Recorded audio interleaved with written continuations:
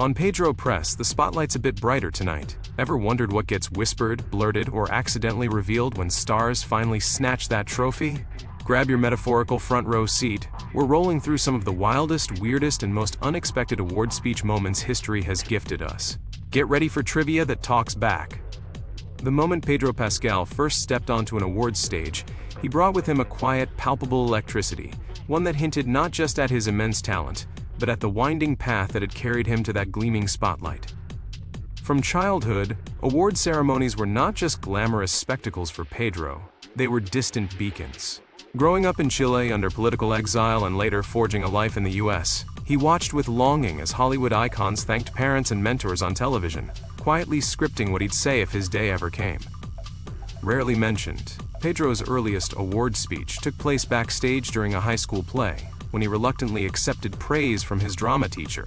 Surrounded by cardboard props and threadbare curtains, young Pedro made an impromptu vow to use any future platform to champion those who had gone unheard. And decades later, he still remembers every word of it.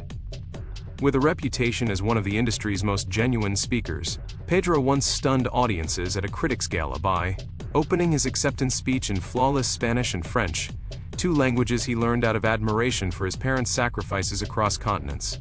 For many viewers worldwide, this was the first time they realized how deeply personal and cross-cultural his gratitude ran. There's a little-known story about Pedro bringing his late mother's favorite scarf hidden in his jacket pocket during his first major award night.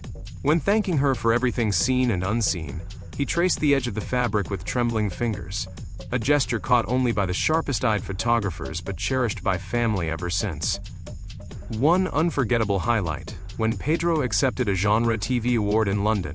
Instead of focusing on industry heavyweights, he paid homage to Chilean poet Pablo Neruda. He quoted Neruda's lines about exile and hope, transforming the award stage into a space for artistic resistance and resilience, sparking global trending hashtags overnight. On more than one occasion, Pedro has slyly upended award show formalities. At a late-night ceremony in Berlin, rather than listing collaborators or agents, he invited every person he'd worked with on stage for an impromptu group selfie, turning an individual accolade into collective celebration while advocating for undercredited craftspeople. Against all expectation, Pedro's repeated humility is itself legendary. After winning an Ensemble Cast Award in New York, he devoted his time on stage exclusively to highlighting the journey of his longtime stand-in, personally introducing him to attendees as the true silent star of the night. Consider this. During a BAFTA speech celebrating his role as a protector on screen, Pedro candidly shared stories of being shielded by fellow immigrants in his youth. Unbeknownst to many, this theme, of sheltering others, infuses both his roles and acceptance remarks with unusually profound emotional weight. There was an emotionally raw confession at an indie film festival. Before becoming famous himself, Pedro used to crash Hollywood parties serving as waitstaff, often watching from just outside the doors as others gave triumphant speeches. Years later, when offered center stage, he delivered those same lines with all the more conviction. Few realize that Pedro often adapts his speeches according to the cultural context of each ceremony. In Tokyo, accepting an international acting prize, he surprised organizers by referencing ancient No theater traditions, and even bowed using classical formality reserved for honored guests. What sets him apart isn't only graciousness but courage. At a Los Angeles Awards benefit supporting mental health advocacy, against prepared notes and producers' warnings, Pedro revealed previously unspoken struggles within his family history. His vulnerability led to record donations that evening and set off new conversations industry-wide.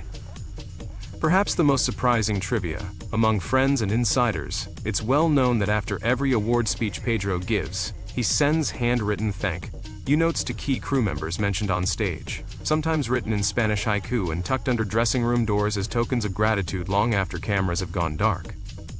In another memorable moment seldom reported by mainstream media, Pedro once used his golden statuette at an after-party, not for celebration, but as collateral for a spontaneous charity auction benefiting refugee children. By night's end, it had raised enough funds to build classrooms back home in Chile. If you love learning Pedro Pascal fun facts, hit like and subscribe to keep the Pedro Press rolling.